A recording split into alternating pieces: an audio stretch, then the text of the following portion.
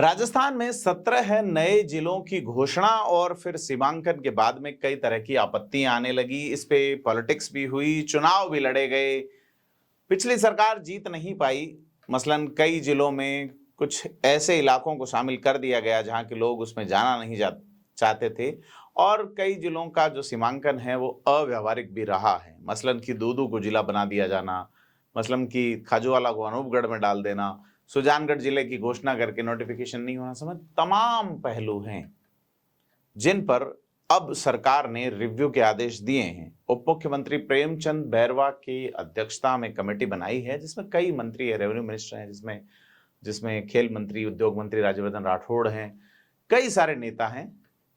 तो सवाल यह है कि क्या वाकई में ये 17 जिले रिव्यू करके रिवोक किए जाएंगे या सीमाएं बदली जाएगी, या केवल इन जिलों में सुविधाएं और व्यवस्थाओं को लेकर कमेटी बनाई गई है। इसी बीच एक और राजनीतिक चुनौती बाड़मेर के वयोवृद्ध नेता हेमाराम चौधरी की ओर से, जिसमें उन्होंने कहा है कि भजनलाल के बाप भी इस आदेश को निरस्त नहीं कर सकते। यह चुनौती बड़ी अलग तरीके से देखी जा रही है। इस पे चर्चा चल रही है कि हेमाराम चौधरी, जो कि अपनी उम्रदराजी का दावा करते हुए राजनीति से संन्यास लेते हैं, सक्रिय राजनीति से, लेकिन पूरी तरह से सक्रिय रहते हैं और लगातार कांग्रेस के पक्ष में वोट मांगते रहे, कांग्रेस की लाइन पे तो हैं, लेकिन इस तरह के बयान देके, आपत्तिजनक बयान देके, चाहे वो किसी जाति समाज पे रहा हो या राजस्थान के मुख्यमंत्री पे बयान देके, वो साबित कर रहे हैं कि हेमाराम की उम्र अब हो चुकी है। तो खैर आज बात करेंगे कि क्या मायने हैं हेमाराम के बयान के, और तमाम बंधुओं पे कि पिछली कांग्रेस सरकार में जो 17 नए जिले बनाए गए थे और जिसमें 3 संभाग का गठन किया गया था, बीजेपी सरकार ने रिव्यू के आदेश दिए हैं।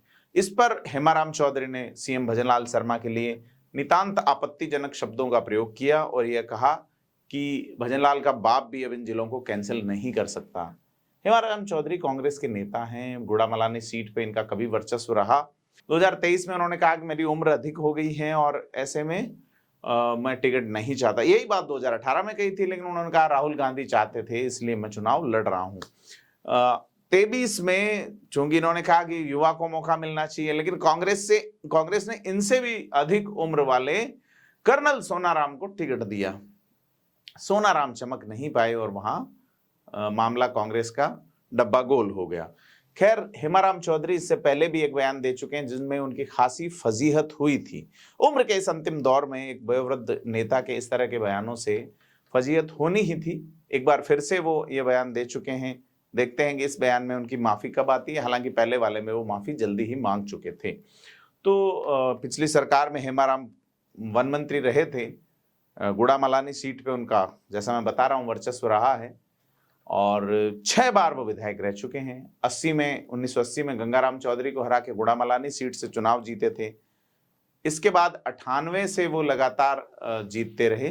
2013 में वो लादूराम बिश्नोई से चुनाव हार गए और उनसे जब पूछा गया कि ये नए जिलों का रिव्यू है, क्या जिले या संभाग निरस्त किए जाएंगे, तो उन्होंने कहा कि ये सपना देख रहे हैं, सभी नए जिले निरस्त नहीं हो सकते। नए जिले बन गया, इनका काम भी शुरू हो गया है। उन्होंने ये कहा कि भजनलाल कुछ नहीं कर सकते, अब किसी का बाप भी इसे नहीं बदल सकता है। यह बयान जो है 2 दिन पुराना है। जैसलमेर यात्रा के दौरान अब वो वायरल हो रहा है। नवनिर्वाचित बाड़मेर जैसलमेर के सांसद उमेदराम बेनीवाल के सम्मान कार्यक्रम में जैसलमेर आए थे। ऐसे में यह बयान जो है वो अलग तरीके से पॉलिटिकल एंगल से देखा जा रहा है। अब मैं जैसे पहले बता चुका कि 17 नए जिलों और 3 संभागों के गठन की प्रक्रिया अभी तक पूरी नहीं हुई है।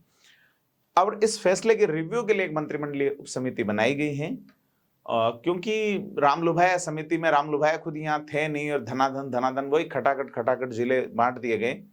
और इस कमेटी को यह आदेश दिया गया है, जो समिति बनाई गई है, कि नए जिलों के गठन पे अपनी रिपोर्ट तैयार करे और सरकार को दे। क्योंकि कई जिलों पे ऑब्जेक्शन है, जैसे कि सांचौर जिले पे ऑब्जेक्शन है लोगों का कि सांचौर जिला जो है उसके बहुत सारे इलाका, बागोड़ा के लोग सांचौर में नहीं जाना चाहते, रानीवाड़ा के लोग नहीं जाना चाहते, भीनमाल की अपनी मांग है, उसकी अपनी एक प्रायोरिटी भी थी, ये तमाम चीजें।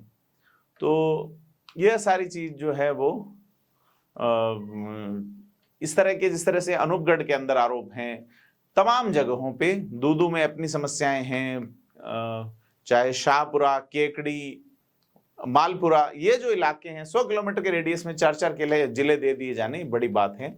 तो उप समिति जो बनी है उसमें उप मुख्यमंत्री प्रेमचंद बैरवा संयोजक हैं, राज्यवर्धन राठौड़, कन्हैयालाल चौधरी, हेमंत मीणा और सुरेश सिंह रावत को इसमें सदस्य बनाया गया है।